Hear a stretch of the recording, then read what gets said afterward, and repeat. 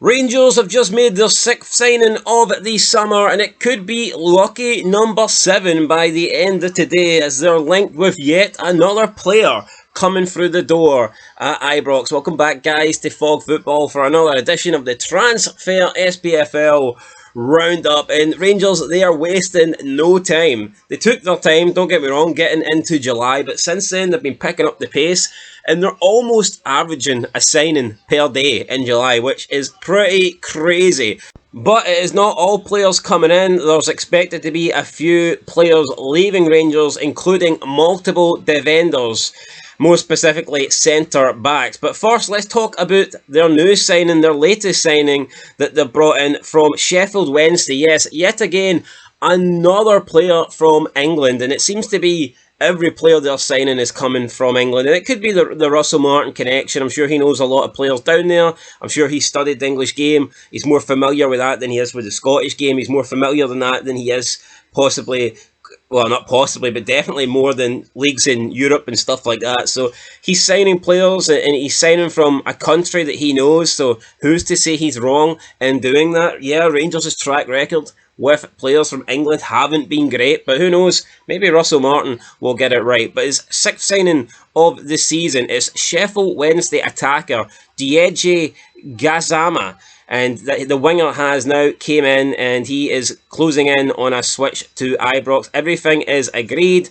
and it's just a matter of time until the deal is completed. But who is GASSAMA? Well, he hit 8 goals in 47 appearances last season with 1 assist for Sheffield Wednesday. They finished 12th in the EFL Championship table. It is understood that this deal is going to cost Rangers a fee close to £2.5 million. So not a massive signing, but still Rangers spending a chunk of money there. And in terms of the guy's career, he has played for PSG, albeit only had 1 appearance. He then got loaned out to UPN, where he had 19 appearances and 2 goals.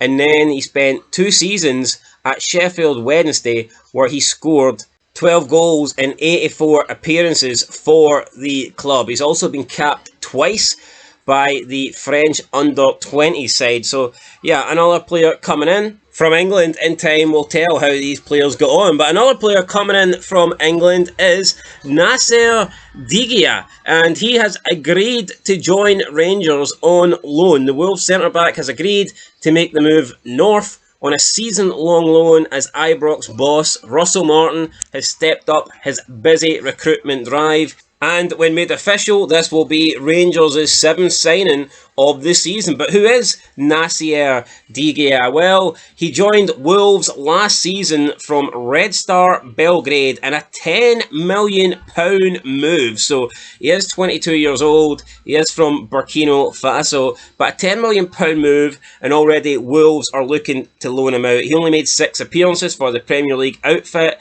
and Wolves chiefs have decided that he needs more game time if he's going to make it in England, and one way to get him game time is to send him up north to Rangers. So he is 6 foot and 4 inches, so bit of a big boy here, and you know, maybe that could be a direction we see Russell Martin going in. He seems to be signing big players. So if you look at the guy he signed for Peterborough, Fernandez, I'm pretty sure he's around 6'4", 6'5", maybe even 6'6". So it does look like Russell Martin is trying to add height to Rangers, and maybe he thinks that's going to be important in his style of play, or maybe he's looking towards Europe. Not too sure what he's thinking, but he's definitely adding big, physical, tall players in there.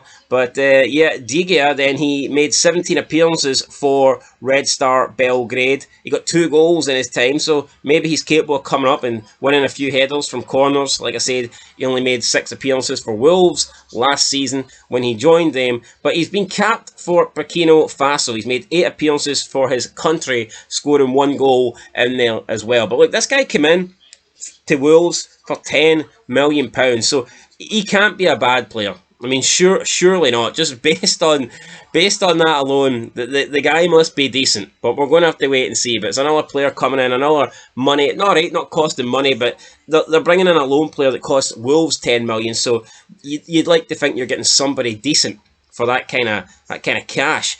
Speaking of players that could be leaving Rangers, one of them is set to be Leon King. He's pretty much out the door on a loan move. But another player that looks like he's gone is Clinton Nsiala, with Martin Russell coming out and basically saying, yeah, we spoke and we believe it's best if Clinton has his career away from Rangers. This is what Martin said. He said, quote, "Clinton, we signed Emmanuel, and I think Clinton's at a point at his age and in his career where he needs to play all the time and every week. He's trained really, really well, but I think it's rather playing some part of the squad. A bit like last season, he's at a point now where he needs to go and play football, and that's the best way to learn. We've had a really good conversation, an honest conversation, and he's trained really, really well. I think it was an area we wanted to strengthen at centre-back anyway, and we will continue to strengthen.